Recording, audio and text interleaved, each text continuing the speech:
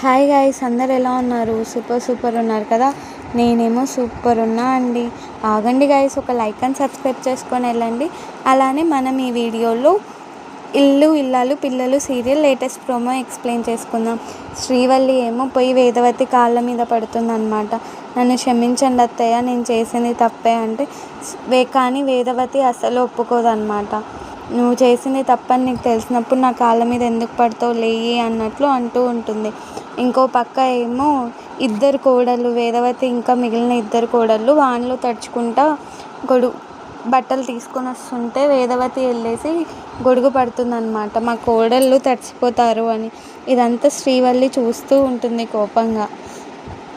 ఇంకా ఇద్దరు కోడళ్ళు అయితే అత్తతో పనులు చేయించుకుంటుంది అని అంటారు. అంటే వేదవతి నవ్వుకుంటూ నా కోడలు వానలో తడిచిపోతే నేను చూడగలనా అని అంటూ ఉంటుంది గైస్. ఇదంతా చూసి వల్లి పగ పెంచుకుంటుంది గైస్. బై.